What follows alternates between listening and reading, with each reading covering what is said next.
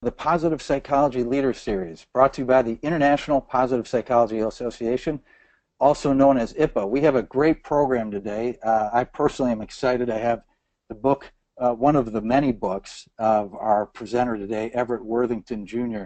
He's on with us, and you'll be thrilled with everything that he's presented and presenting, and you'll see his slides are unbelievable in terms of resources available to you.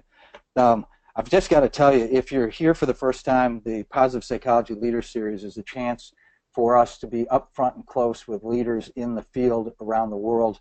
Everett Worthington is one of those leaders. And for those of you who I have not met before, let me introduce myself. I'm David Paulet. I'm the founder and host of the series, and an author and executive coach, and I've written 2 books. In The Law of the Garbage Truck, I actually cite the work of Dr. Worthington, and I'm very proud of that as well. So we're thrilled to have you with us. A couple things just to note. We love hearing from you and love hearing your feedback on Twitter or Facebook. And you can find us at IPANET, at IPPANET. This is a big day, actually, and I have a special prize. We're going to give away one of the Law of the Garbage Truck books. We've been doing that every month. This in our 10th year here. For the person who can answer this question, if you could, in your question portion of the webinar control panel, you can answer this question, and I'll give you a hint after a second here. It is, who is the longest serving executive director of the International Positive Psychology Association? Who is the longest serving executive director of the International Positive Psychology Association? I will, if I need to give you a hint later, I will, but I think you'll have fun with that answer. Just to point out, there are 39 episodes. Today is the 40th episode of the International Positive Psychology Leader Series. 39 episodes are in the archive. We just heard from Felicia Huppert the other day. She was fantastic on mindfulness and compassion. Robert Emmons on gratitude. Marty Sullivan's in there. Mike Chick sent me hi. Barbara Fredrickson, Talbot Shahar. So many wonderful presentations. So it's all free for you as a member of IPA to access. So enjoy. A couple quick things, a couple quick announcements just to share with you. We have Michael Steger who's going to be joining us on Meaning in Life and Work. It's a fantastic program. May 17th, great month. I turned 52 then, so Michael will help celebrate. We also want to share a couple other announcements as well. The Positive Psychology Clinical Division of IPA is soliciting abstracts for its new positive intervention competition, as well as editorial board members for its forthcoming peer-reviewed publication. Very cool.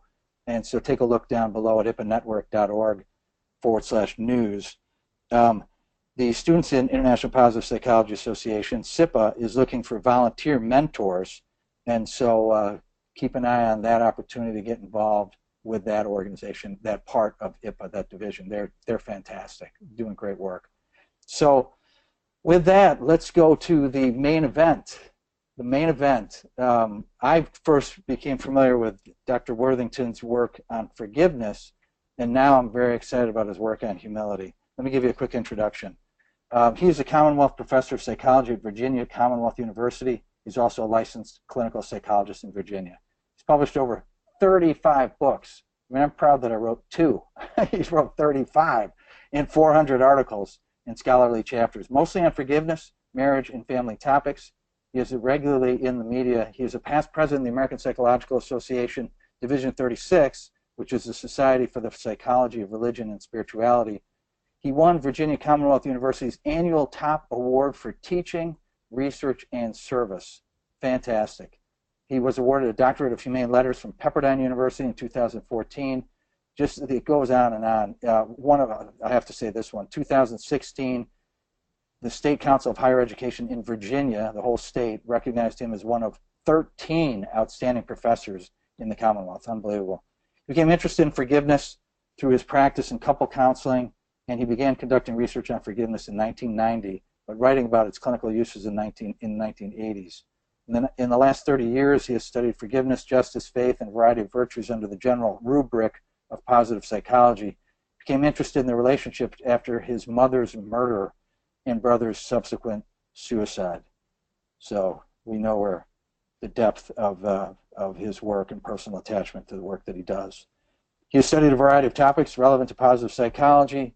He attributes the success of many of he has to say this because he is so humble, but hold on. He attributes his success to the many wonderful students and colleagues he has had the privilege of working with over the years.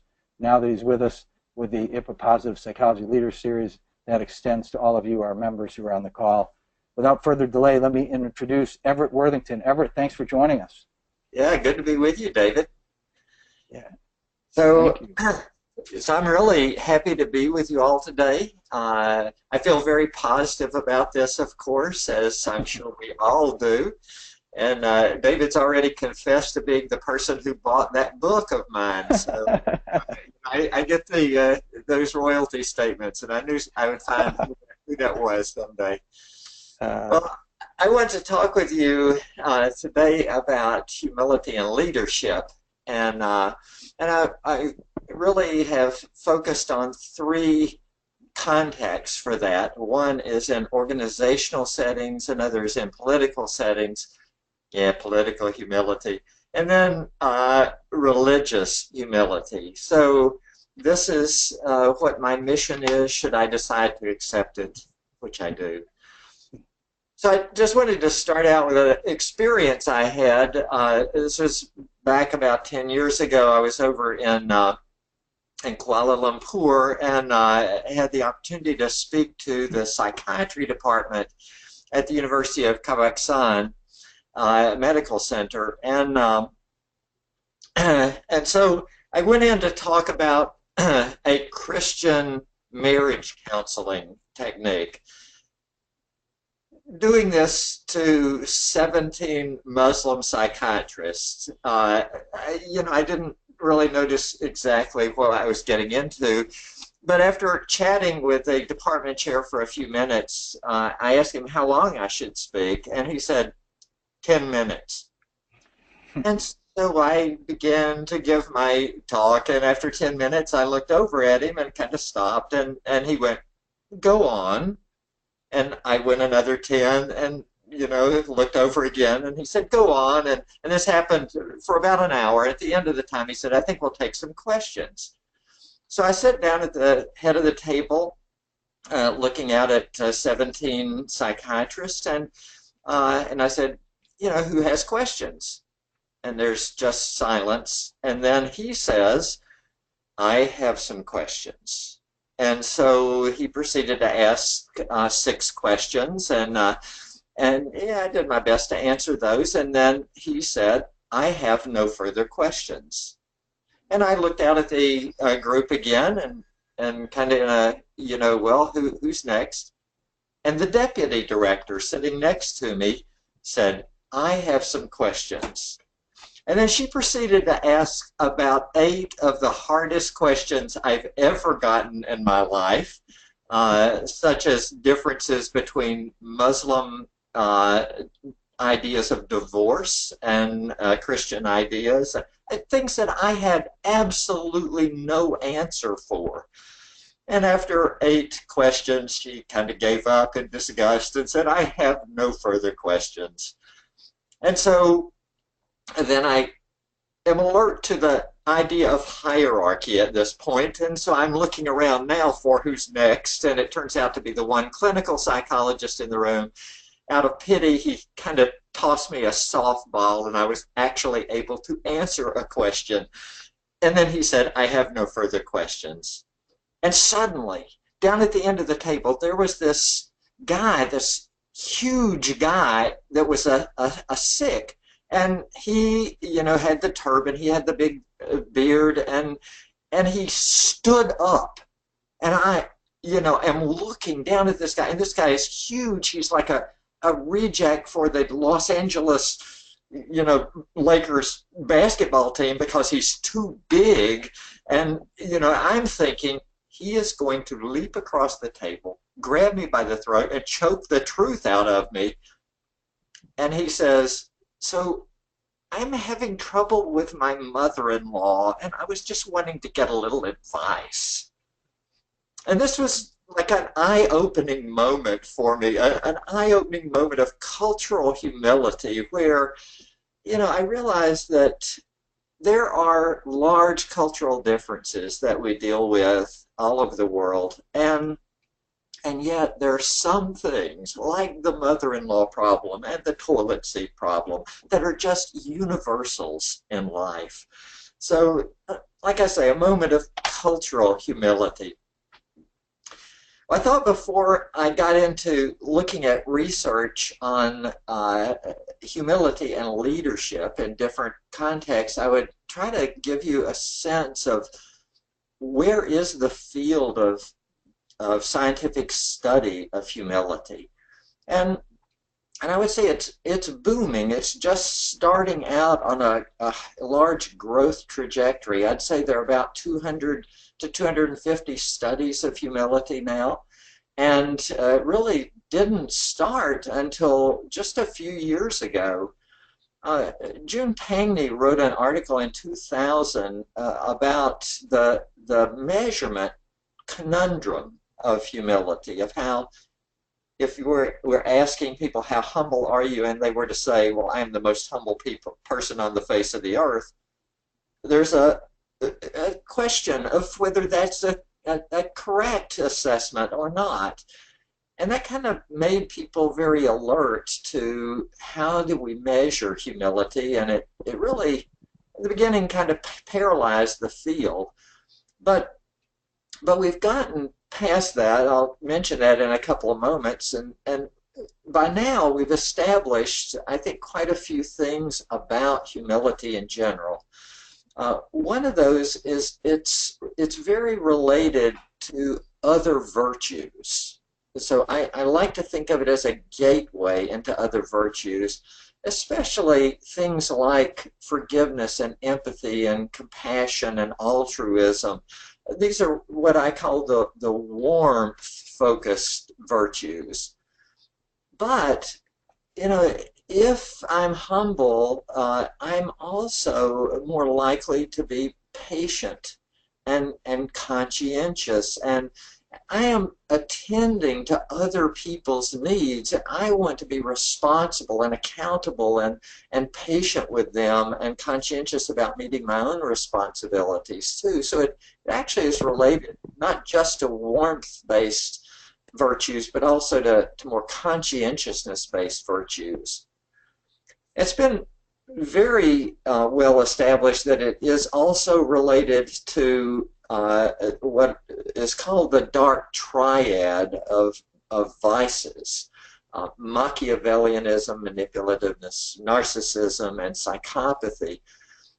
So the relationship to virtues and vices has been, I think, very well established. Probably even more established is the relationship of humility to social relationships.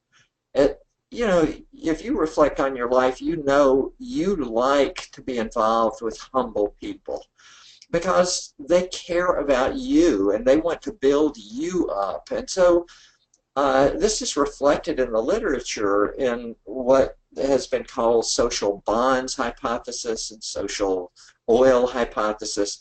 But it's the idea that humility is related to the formation, the maintenance, the growth, and the repair when relationships are damaged, repair of the relationships. That's probably the best established connection with humility, is with social relationships.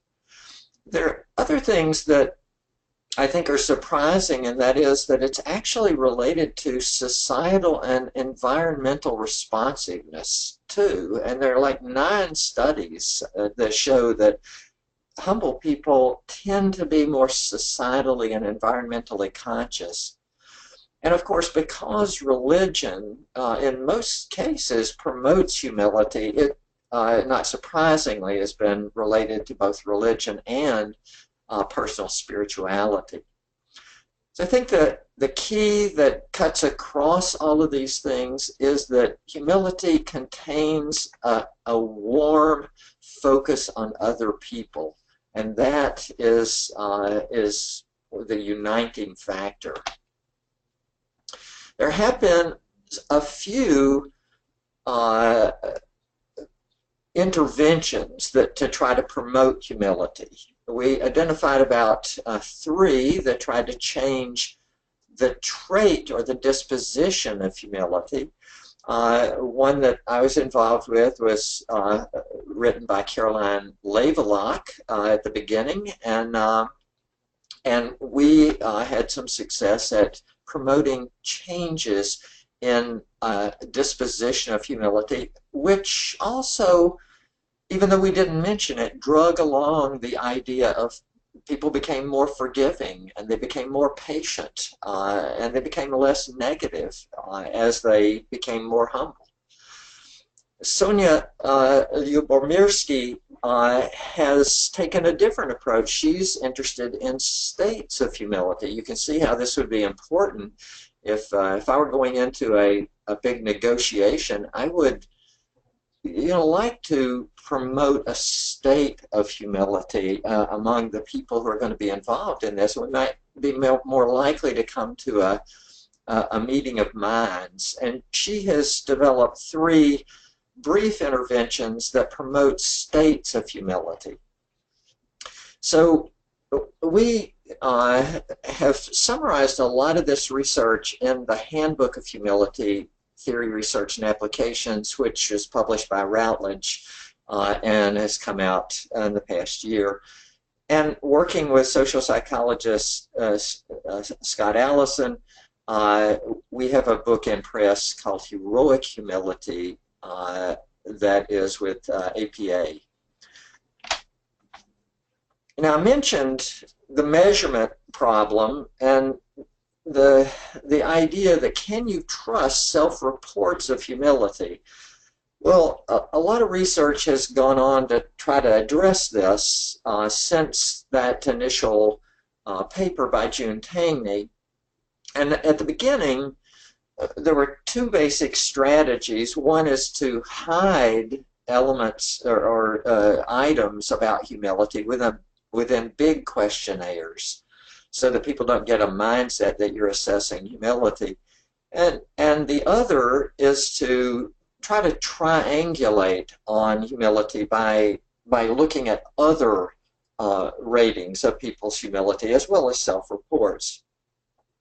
And I would say that the conclusion right now, after probably 7 or 8 years of research on this, which Peter Hill summarized in that book on Handbook of Humility, is that self-reports of humility are usually fairly accurate. And this is true except in situations where the situation is really loaded up to make it socially desirable to be a person who is humble. So if I'm interviewing for a job in which teamwork and valuing the other members of the team is important, people are likely to report themselves as perhaps more humble than they might in other circumstances. So this is kind of my contextualization of humility, and now I want to start looking at leaders and why leaders should probably be interested in humility. Because I am in the United States and not in another country right now, I just chose 3 examples rather than kind of try to judge other people from other countries. But 3 recognized examples where humility was kind of violated. One of those is from a business leader, Bernie Madoff, who frauded people out of millions of dollars. Another's in the religious field, Jim Baker, back about 15 or 20 years ago, a televangelist who also cheated people. And then some of us can remember back to Spiro Agnew, who is the Vice President of the United States and actually lost that vice presidency. Gerald Ford became Vice President and ultimately President after that. So at the core of all of those failures of humility is this idea of hubris, of overweening pride.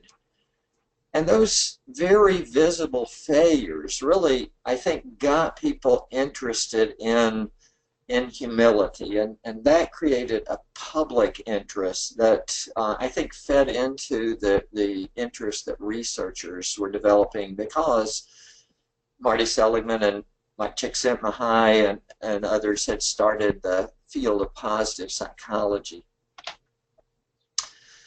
So as we're going to see, leaders, great leaders often turn out to be very humble people. Not all of them, of course. We can probably think of some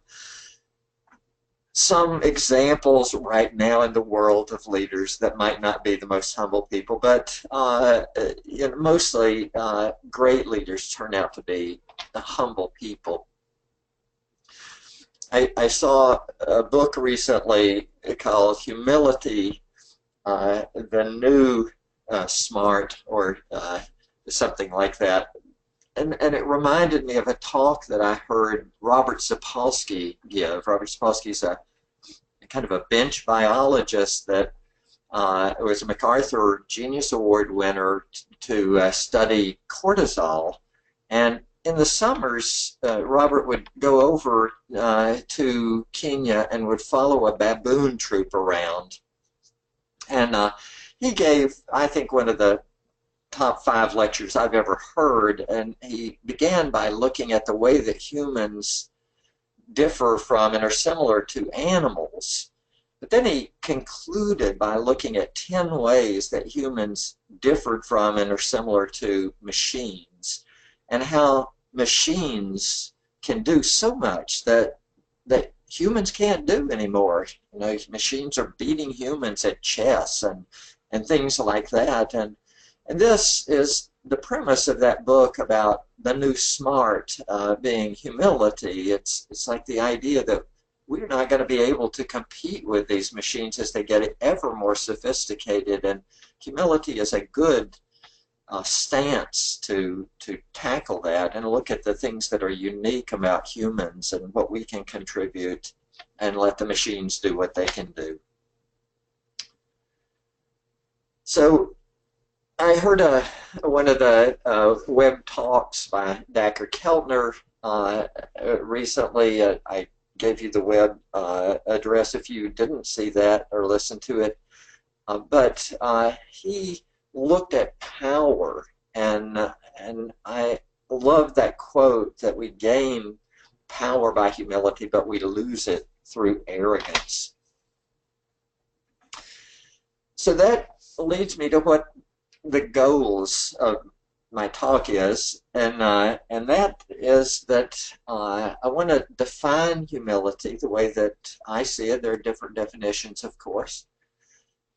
To identify several types of humility, and then just to give you an overview of the research on humility in organizational leaders, religious leaders, and political leaders. And then to maybe offer some practical suggestions for cultivating humility in your position. So, defining humility. The way that we started out thinking about humility was just to kind of just think about it. What do we think it is, and reflect on what we think it is. And we came to an idea of what we thought humility was, and that it consisted of 3 basic parts. You had to have all of these parts for it to be humility. If you only had 1 or 2, it was something else. So the first of these is that humility requires an accurate view of myself, including an awareness of my strengths and my limitations. And that accuracy is not just to be accurate, because I could be somebody like Muhammad Ali, who accurately viewed himself as one of the greatest, if not the greatest boxer ever. But, wasn't known for his humility. So this accurate view of myself needs to lead to an essential attitude, and that attitude is I want to learn ways to deal with my limitations in a positive way.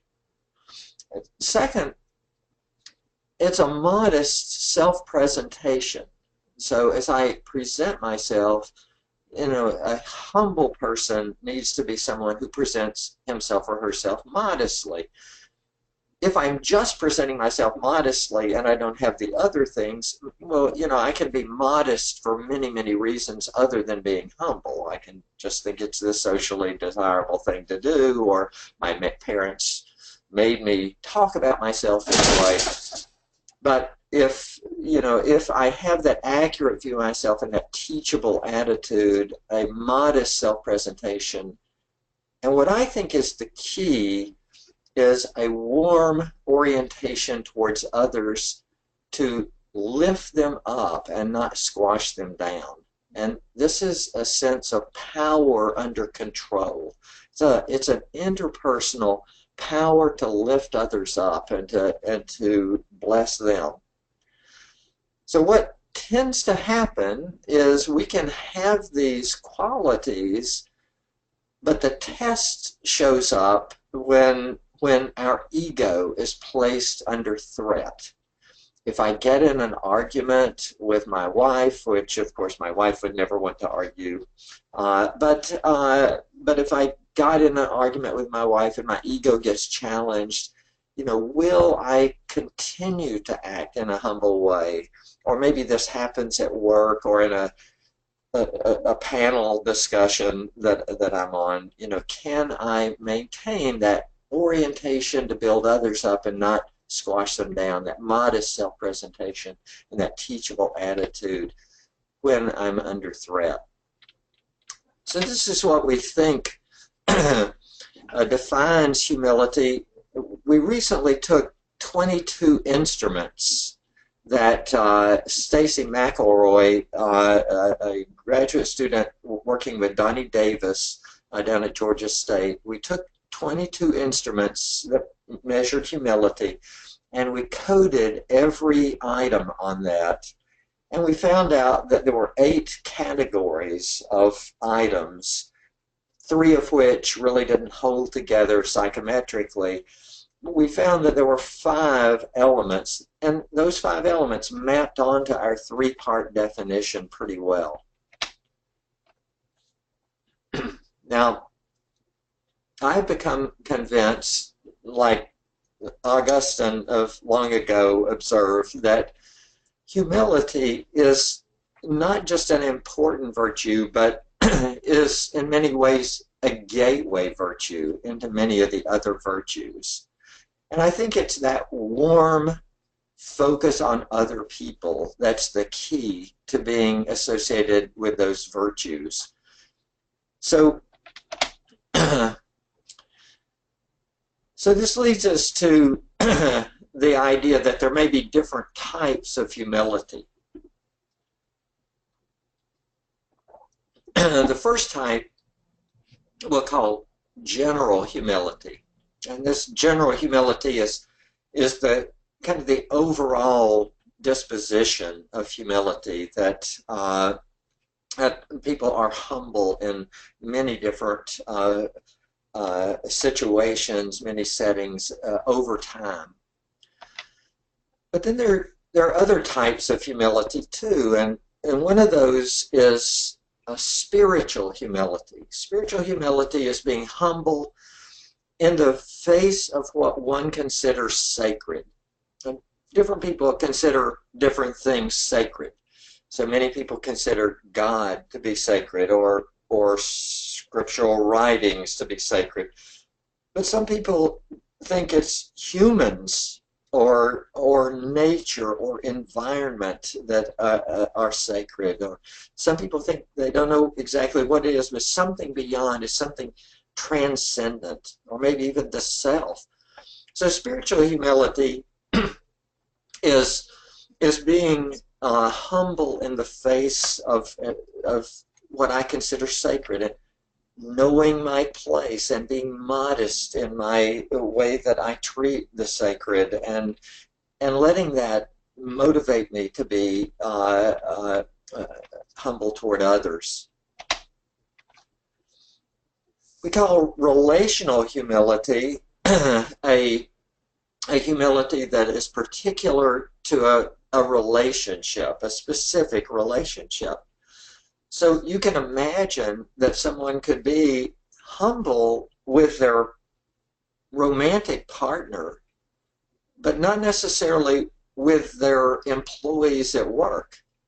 Now, they may be very arrogant and overbearing at work, but very humble when they're relating to their children or their family or even friends. So, so relational humility is humility that's specific to a particular relationship. And therefore, we would rely on other people in that relationship to give us the word about whether we appear humble to them. So this is third-party ratings that we would draw on mostly for relational humility. Cultural humility, I began with that little anecdote, is a subtype of relational humility, and this is being humble within another culture and having respect and honor for that other culture, while also continuing to honor my own culture.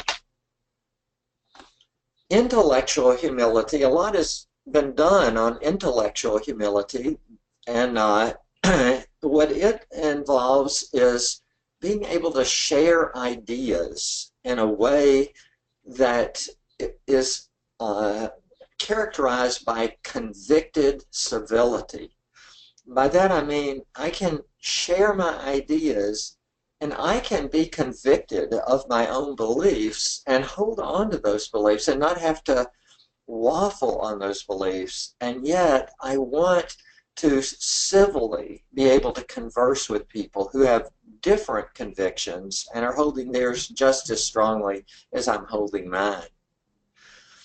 Now, there are different arenas that intellectual humility shows up in, and one of those is the religious area. So religious humility is, I think, a subtype of intellectual humility. But it's a very difficult one to have that convicted civility because people treat their religious ideas as having special significance, and therefore they're very emotionally loaded to hold on to their ideas. So it requires, I think, a lot of effort often to be civil in the way that we discuss things with others, but still hold on to our own ideas.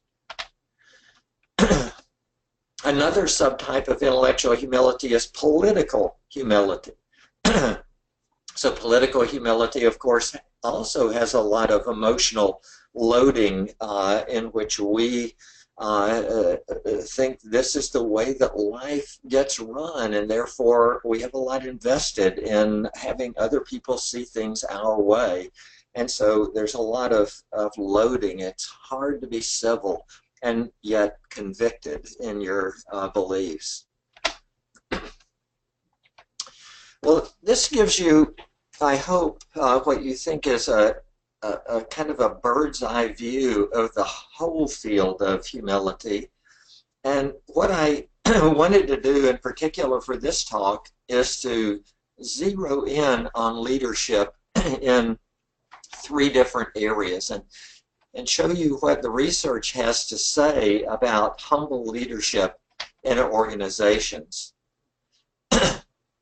Jim Collins, in the book Good to Great, found that there were classifications that he could make about leaders, and of course we're probably all familiar with that Good to Great book, in which he compared companies that were super performers in their own field against companies that were good and succeeded in their own field, and he tried to identify what was different about the great companies than the good companies.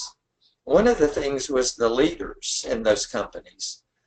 So he identified 5 levels of leaders. Level 1 leaders, very capable. They're not necessarily in leadership positions. You have a very, very good people. Level 2 leaders, all the attributes of level 1 leaders, but also good team contributors. Level 3 leaders, these are people who have risen into management positions and could organize people and resources and get things done. Level 4 leaders, effective at not just management, but at also providing leadership, and they could inspire people. And then the great companies were those that were particularly characterized by level 5 leaders. These were people who were humble leaders, and he identified them as humble leaders. And he said that level 5 leaders look out the window to apportion credit to factors outside of themselves when things go well. And if they cannot find a specific person or event to give credit to, then they credit good luck. At the same time, they look in the mirror to apportion responsibility, never blaming bad luck when things go poorly. So this is the humble leader, level 5 leaders, which tended to characterize those great companies. So of course, in the 21st century here, we have just had numerous examples of failures in humility. And I just listed some. I'm not going to go through those, but I just listed some of the scandals that have taken place in business. These were discussed in Brad Owen's chapter in our handbook of humility. So I direct you to that for a great read.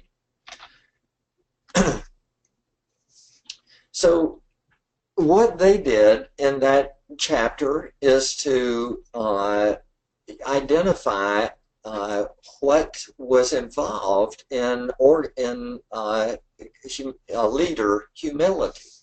And they identified 3 core facets that they call self-awareness, appreciation of others' strengths and contributions, and modeling teachability.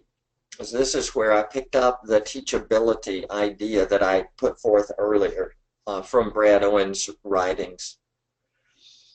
So he said, what do you do if you want to be a humble leader? And he made some recommendations. Be aware of your own weaknesses. Ask for help in overcoming those weaknesses. This is the teachability. Cultivate empathy for other people so that you see others' points of view. Recognize that today we live in a climate dependent on the organization and the team and not on top-down direction, at least usually. Express appreciation for others' strengths and contributions. And number 6, I love this, apologize quickly and sincerely when wrong. I was department chair in the Department of Psychology here at VCU for 6 years, and my fantasy was when I took over that position that there would be people calling me up daily and apologizing for when they were wrong about things, and that was just clearly a psychotic fantasy because it turned out that I pretty much spent every day writing emails saying I am so sorry for messing up and doing something wrong. And I think, as it turns out, later as I got into the literature, that was probably a good thing. I summarized some of the studies. I'm not going to go through the studies one by one because that would probably keep us too long, but I then summarized the findings from these studies on the following slide. So let me show you some of the things that humility predicts? It predicts things that are uh, subjective outcomes and also more objective outcomes. So it predicts whether teams under these leaders will have a goal orientation. It predicts things about the followers that of leaders who are humble, that they are engaged with their job, they're more satisfied, they're more satisfied with the supervision. The quality of leader-follower relationship is rated higher. There's less turnover in the jobs. There's more perception of trust and loyalty in the organization. There's a more affective commitment to the job. Perceptions of inclusion in the organization are higher. They perceive the leader as being empowering. They forgive the leader's mistakes when the leader makes mistakes. The top management teams are able to perform better. The job performance of the subordinates of top leadership management teams is better, and better organizational climates. So leader humility is produces a lot of good outcomes. There are some possible disadvantages, and that is that sometimes people will see a person who is being humble as weak because there's a certain amount of self-abasement, and they can misinterpret that as a low self-esteem or as insecurity. So there's a potential to be misperceived. Also, leaders who are humble have to be careful not to be so self-effacing of their unit that they do not make people higher up in the hierarchy knowledgeable about all the great things that the team has done. So humble leaders have to be concerned with not appearing to be weak, and also to make sure that they bring the unit's accomplishments to their own supervisor's attention. Brad Owens identified a second type of humility, and that's team humility. These are, what are characterized by whole teams that come across as humble. These are teams where people in the team are self-aware of their strengths and weaknesses, appreciate each other's strengths, and they model teachability. Todd Greer, a husband of one of my doctoral students, suggested two other characteristics: that humble teams include other team members and they care for other team members. So high team humility is also related to team performance and to being able to share disagreements without fearing that they're going to be judged. There are some limitations. Team humility is better suited to some contexts than others. So people need to make sure each member has expertise and is publicly is acknowledged as having that expertise and recognized and rewarded, to give the teams autonomy to perform and to prepare teams that things often look worse before they get better. Organizations might have a humble reputation also, and those organizations can run into problems, especially if their organization is interacting with another organization. So if there's a big power differential between two organizations, it can be difficult to negotiate that without kind of the stronger one casting its culture over the weaker one. Let me just mention a few things about political humility. I think most people would agree that the world needs more political humility, and that I don't think political humility is an oxymoron, but many people do. I think there are a lot of reasons for recapturing political humility. I'm not going to go over those because I want to just kind of show you a little bit about what we find with political humility.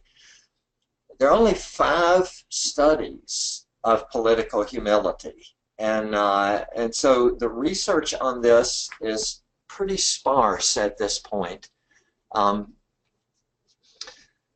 Most of the research is showing that right-wing authoritarianism is not really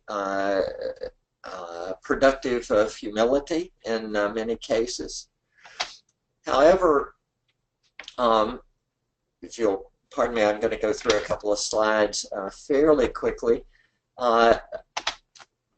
We probably recall John Haidt's research in which he has looked at the values that people have, and what he shows is that although he casts himself as a political liberal, he says that he believes that that conservatives often understand the liberals better than the liberals understand the conservatives, and that's because their balance among the 5 values or 6 values that he identifies is more than the balance is with the political liberals.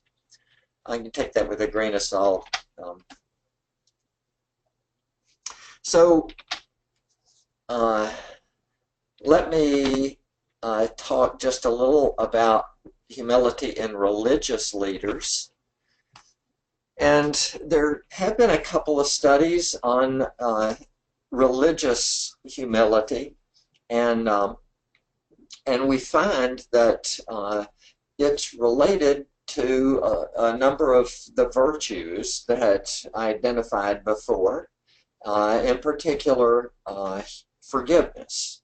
So in religious organizations, humility and that other-orientedness is going to often show up as being related to other-oriented virtues that religions value. So religious leaders perceived, I can't read that because I've got a control screen blocking it, but you can read that. Let me recall for you an example of religious humility, and this is out of the movie Chariots of Fire.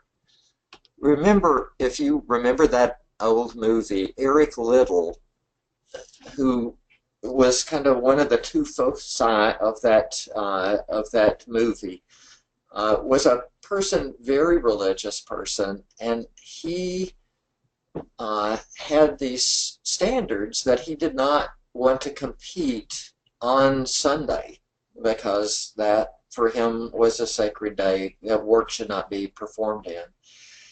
And so even though he qualified for the 100 meters, he ended up not running the 100 meters because one of the heats was on a Sunday. He stuck to his principles. He had standards, and he stuck to them.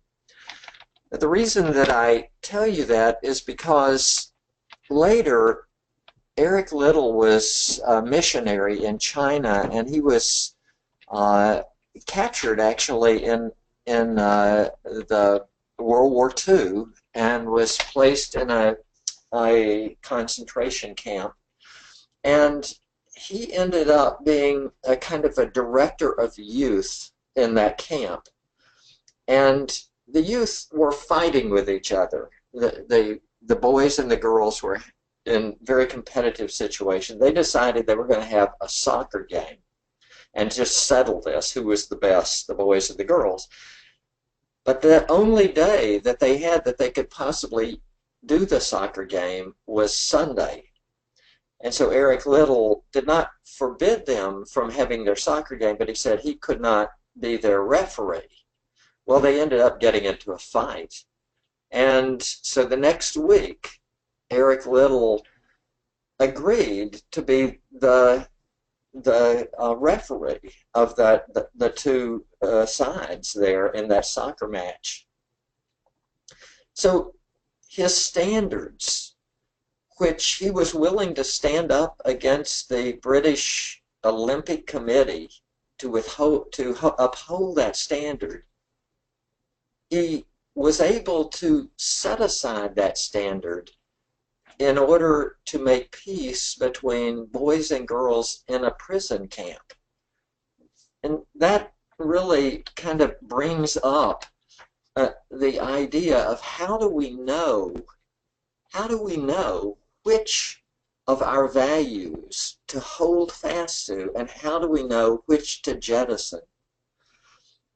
I like to think about this in terms of the philosopher of science and mathematician Imre Lakatos, who had a philosophy of science that said that we hold fast to our core principles.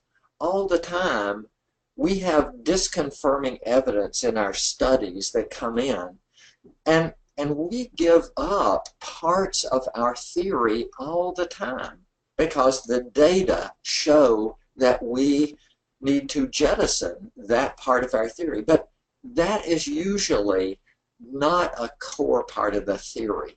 Scientists hold on to their core often unto the death, even in the face of massive disconfirming data. So this is like hold on to our core. Well, I'm winding down here, and then we'll have some questions for about the last 5 to 7 minutes. Practical advice: know yourself and those who differ in opinion. Have empathy for them. Widen the circle of who the other person is to a broader and broader circle.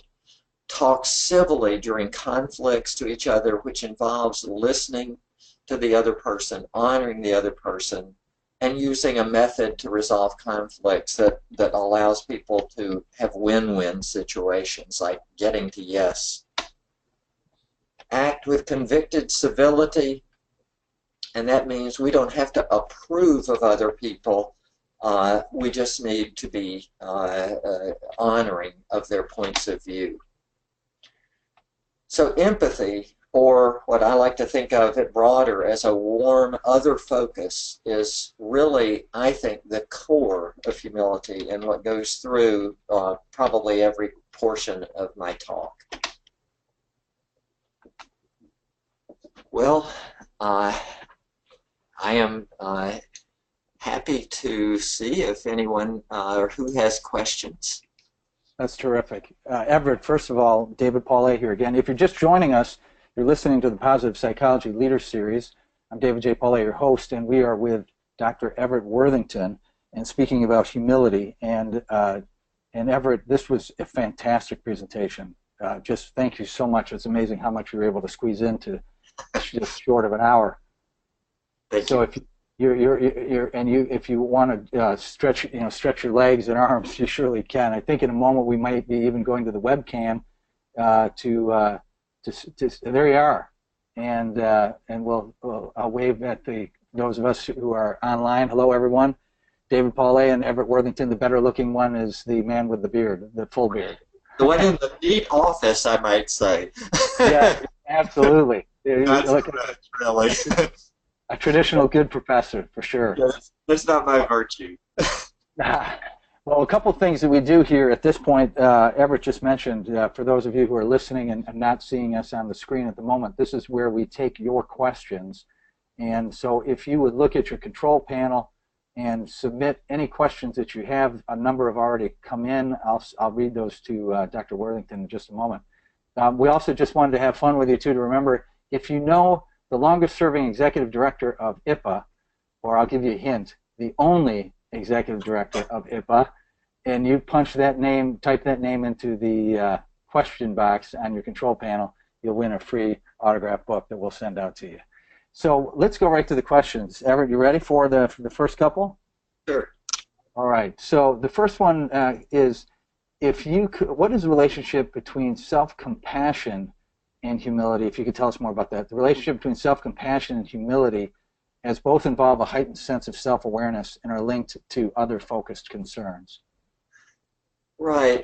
I think that in a lot of these warmth-based type virtues, there's a lot of overlap, just like with compassion for others or altruism, being overlapping, and forgiveness overlapping with humility. So I think there's a lot of shared variance, if you will.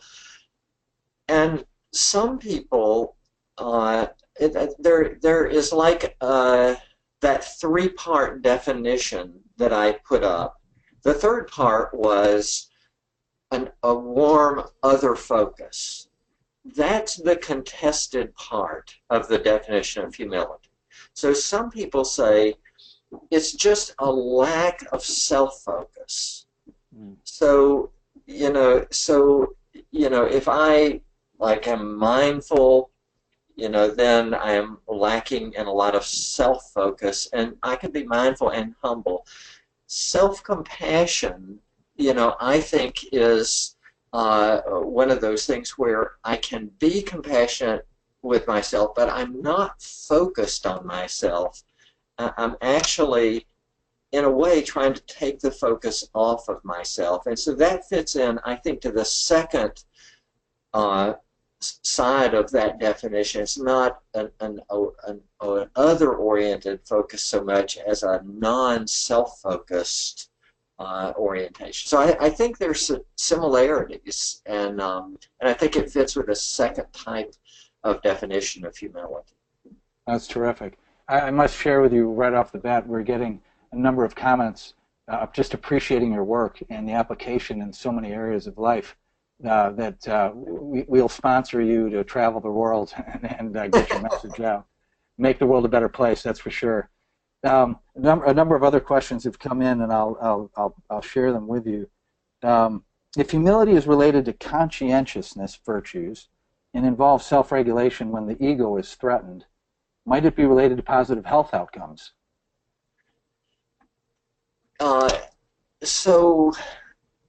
Yes, we have identified 7 hypotheses about things that humility is related to. One of those is health.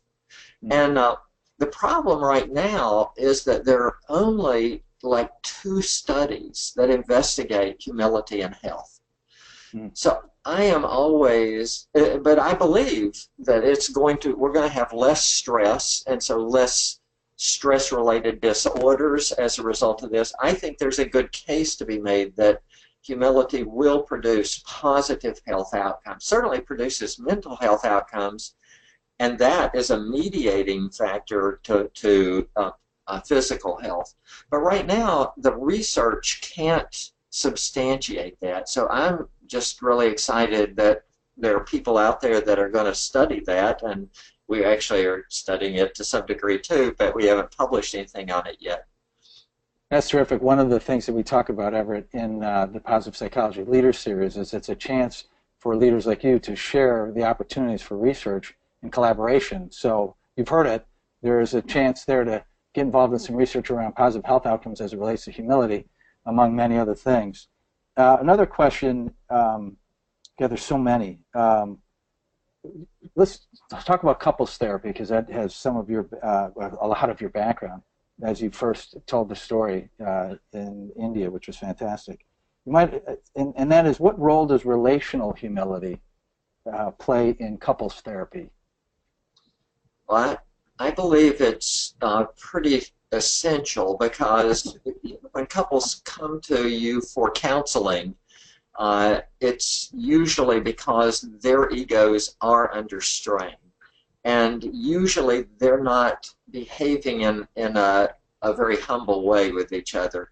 And so I think helping them to be more humble without people won't be responsive to that as a goal for counseling, but in my mind, I'm thinking, can we help them communicate in a way that is going to produce better outcomes?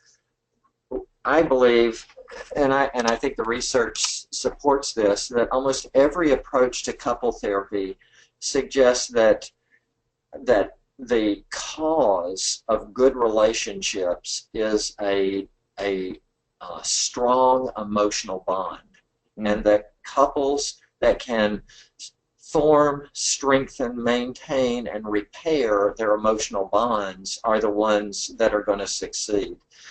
And so that's what we're doing in couple therapy. We're helping couples, whether it's cognitive behavioral, emotionally focused couple therapy, hope focused therapy like we use, or whatever. People are helped to re-strengthen and repair that emotional bond. Humility is essential in that. In fact, one of the phrases that I used early on when I was talking about it was to form, repair, maintain, and strengthen the emotional bond.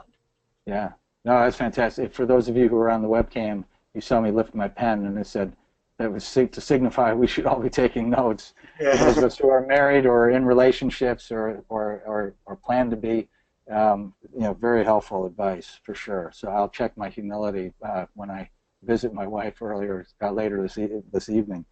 Our spouses are good at being good humilometers, shall we say? We're not. That's absolutely right. That's awesome. I love that.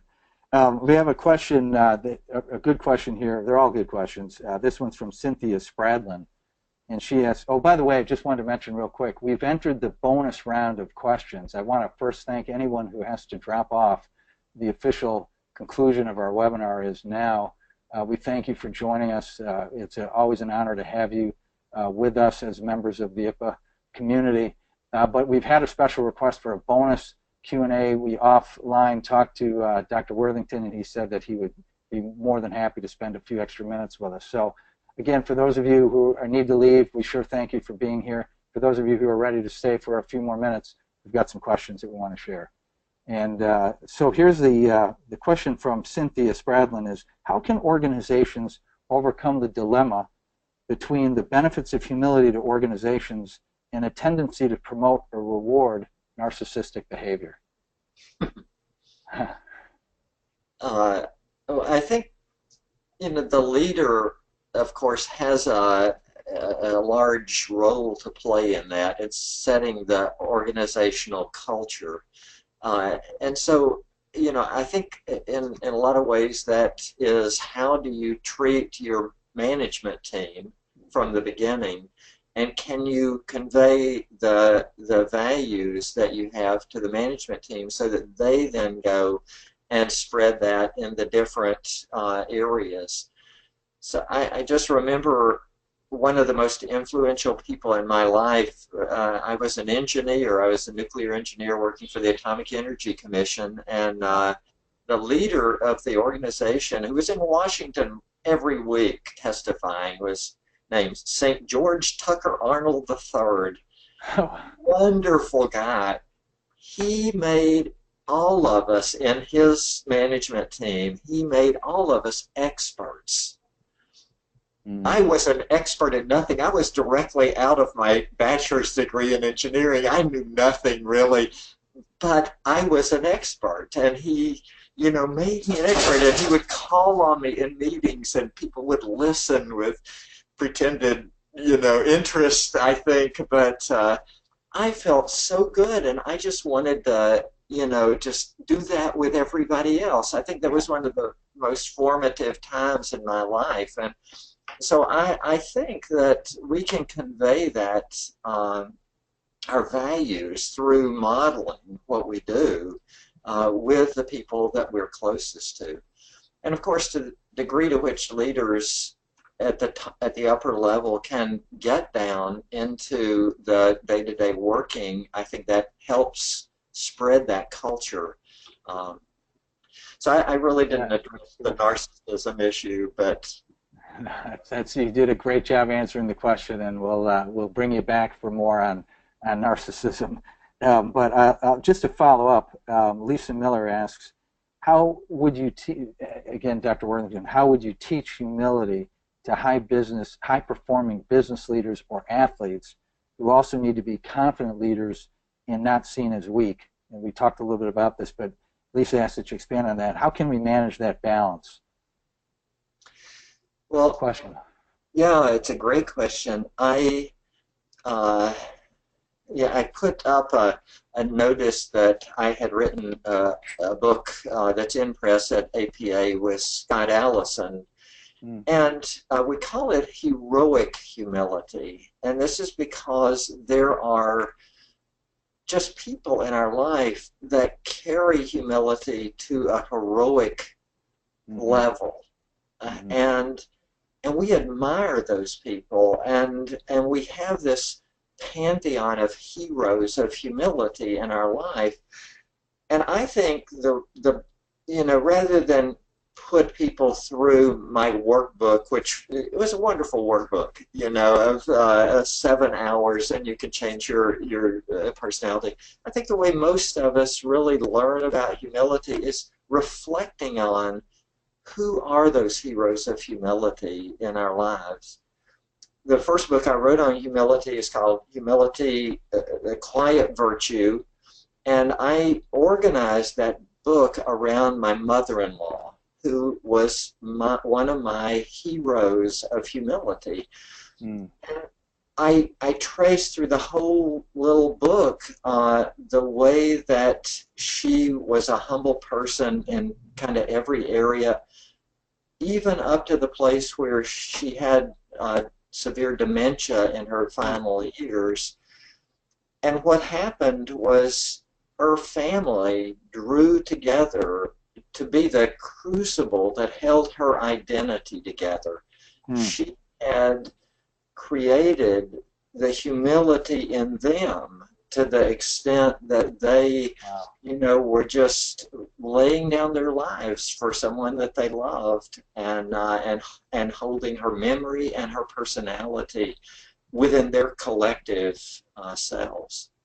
Wow. So I think the way we can really help people at an executive level learn things is if we can get them to reflect on who those heroes are in their life, and there are many once you start thinking of it. In the realm of politics, Abraham Lincoln, George Washington. I mean, there are people in our history that are just paragons of humility. There are leaders in business. Max Dupree, one of the servant leader guys, and if we, whatever realm we're in, we can find people that are really game changers, life changers, and if we focus on how much we admire them, I think we want to take on some of those virtues. Yeah, well, that's what a wonderful. I have another question for you, and then we'll move towards the group hug and wish each other a great week. But I have to say, what a great homework assignment for all of us to think about all the people in our lives, and whether they be sports or teachers or our school or our community, politics, business.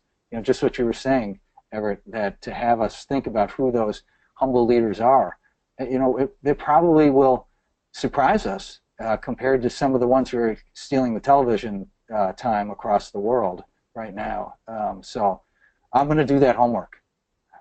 Good. I'll report into you. The question that And there are even humble psychologists, right? We know a lot of those. Yes, absolutely. Well, and one thing that's beautiful is that how we identify all those people who've done the research before us, and that's a great practice.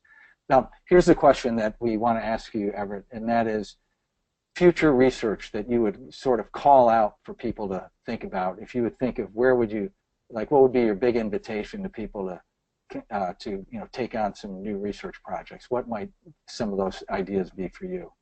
In terms of humility, or yeah, and humility in particular, what research might you be most interested in seeing people conduct right now? well, I think two areas in particular. I think we already have quite a lot of research in terms of humility and virtues and humility in the social areas. Those are really important. Obviously, they drew a lot of research, but humility and physical health is, I think, All right. that to me makes so much intuitive sense, and yet there's not existing research. Mm. Humility in the wider societal and community life also, how does humility change and impact a community? Can you get people in the community on board, taking humble positions instead of, adversarial positions so much? And I would love to see, and I don't know how you could do this, but I think it could make a great contribution to life. But I wrote a chapter on political humility. And, so how can we transform our political process so that we can respect each other's positions and still hold on to ours instead of the way that it is now, which is adversarial? And what we're fighting there, if you'll permit me to kind of speculate, but I think what we're fighting is that used to we didn't have constant 24/7 scrutiny of politicians. Mm-hmm. Now we do, with Twitter, with Facebook, with CNN, with Fox News. So people are always talking to their constituencies. Mm-hmm. They're not allowed to be statespeople anymore. Used to, you could be a statesperson after you were elected. You weren't just totally responsive to your community. Mm-hmm. So I think what that does is it polarizes the politicians because they're always posturing for their community. So how can we get past the social media? How can we make social media work for us to promote an atmosphere where people can be respectful of each other instead of always having to put the other side down? So I think that would be a great practical a contribution. That's a kind of a Philip Petlock type, question, but it's a great one if somebody wanted to tackle that. That's terrific. What a challenge, and what a worthy one at that. And given what's happening with our politics around the world, just worldwide, what a difference that research would make. And so you've heard it here, members of IPA. Dr. Everett Worthington is interested in your work. So let's get out there and make a difference. I think I'll talk to Jenny Brennan and Sydney Rubin, who run our program here, the Positive Psychology Leader Series, and maybe we'll make this webinar mandatory for all listening for all of our politicians worldwide. So that's so we'll leave it at that. Dr. Worthington, thank you so much for being with us today on the 40th episode of the Positive Psychology Leader Series. Really, it's been an absolute pleasure. Well, thank you. I've really enjoyed it. Yeah, thank you, and we'll definitely have you back. Want to also just say, for those of you who are guessing, and who our executive director was in terms of the most years served, or in fact the only executive director, that is the one and only James Pawelski, who is fantastic and known as the one who created the red cape, green cape way of thinking about doing good or getting rid of bad. And he's a phenomenal teacher and a great leader, and volunteer service he is to this community. That's an example of humility and leadership. That's James Pawelski. So on that note, I want to thank James for his support of our program, Dr. Barbara Fredrickson, our president, for all her good work making this program possible. Our producer of the series, Jenny Brennan, she works tirelessly behind the scenes to make this all come together smoothly. Jenny, and also is aided by our director of social media and technical support, and that is Sydney Rubin, and she's fantastic as well. I'm grateful for all of you for participating today. I'm David J. Paulé. Thank you for joining us wherever you are in the world. Make it a great day, night, good day, good morning, and goodbye. We'll see you soon. Bye-bye.